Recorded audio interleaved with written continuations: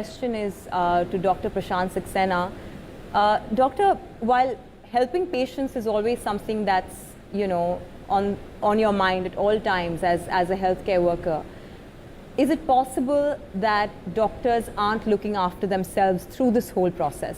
And I feel like what this pandemic has done is that doctors are working overtime, they are away from their families in some cases, they have had loss of all kinds, and they really don't see the end of this anytime soon. So how do you think medical workers are coping with this very, very trying time? Yeah, so thank you for the question. If we talk about medical profession and being a doctor, I believe it is one of the most physically, mentally and emotionally demanding profession. And one has to be good in all the three streams. Otherwise, you cannot be a good doctor. But this COVID times tested us really very well because the second wave came as a shock. It was unpredictable. We were not prepared. We were prepared, but not fully prepared. And there was a lot of stress and anxiety, primarily because there was a concern about our own health. Then there was a concern about our family members. There was a concern we can transmit our infections to the family members. So we were repeatedly going on quarantines and we were socially isolated. So we had to live in different houses. And not only this, those people who were living in societies, there was a lot of social stigma. And because some of the societies even banned the entrance of healthcare workers. So a lot of factors were playing at the time. Depression and emotional disturbances, because as you said, we had loss of many doctors, many colleagues whose lives were lost while battling against COVID. And there was a burnout, complete burnout, because at one point of time, I was seeing close to 100 patients, 150 patients on OPD basis. And there was no time left for me to sleep. There was insomnia, there was exhaustion. And I believe there was an excessively overburdened healthcare system at that time. But I believe we strongly came out. We had to be strong because there was no way we could have been weak because the enemy was very, very strong.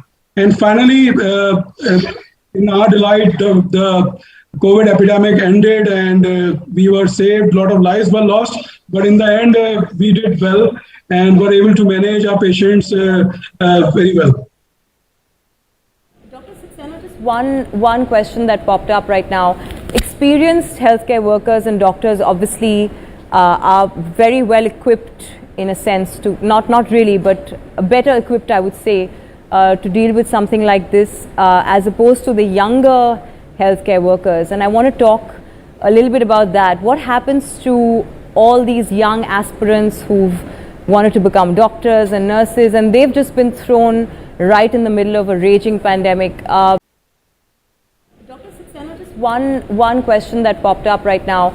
Experienced healthcare workers and doctors obviously are very well equipped in a sense to, not really, but better equipped, I would say, to deal with something like this as opposed to the younger healthcare workers. And I want to talk a little bit about that. What happens to all these young aspirants who've wanted to become doctors and nurses and they've just been thrown right in the middle of a raging pandemic? Can you shed some light upon their mental state through this time? I didn't get the question. I didn't get the question. Could am I audible? Maybe you can repeat. Can you hear me now?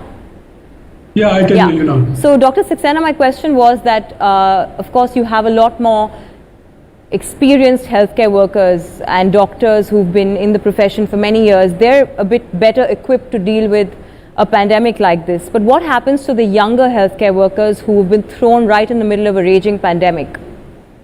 What happens to their mental health?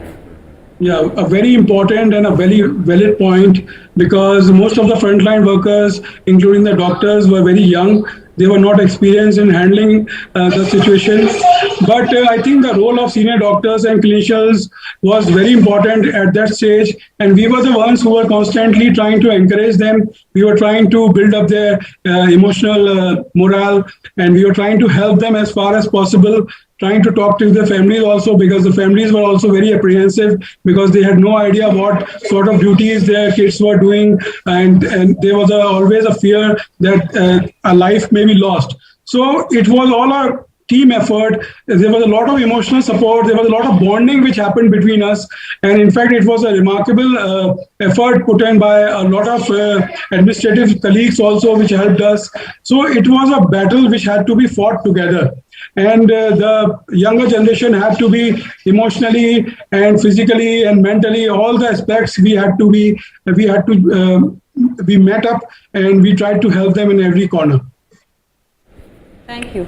Thank you. Hasan साहब, मैं आपको ये बताता चलूं कि मसाबा जो हैं वो यहाँ पर को एंकर हैं, इनको कौन नहीं जानता, बिल्कुल सही बात है, लेकिन ये आज Actually, we can just relax. अब हम लोग घर जा रहे हैं, मसाबा आ गई. I have a question for Captain Usha. Ma'am, the emotional well-being of nurses was challenged like never before by COVID, and I can speak from a certain amount of experience because when I was in hospital, this was one aspect that I noticed was very severe. Long hours caring for patients, fears about contracting the virus, separation from loved ones, also being the only link between the family and the patient, and this is very important, A lot of the patients feel that they don't see anybody. They just see these white-dressed people whose faces they cannot recognize. Yeah. And they're cut away. So, what would you have to say about that? Sir, unfortunately, I'm not able to hear you very clearly today. All right, I'll repeat my... There is an audio.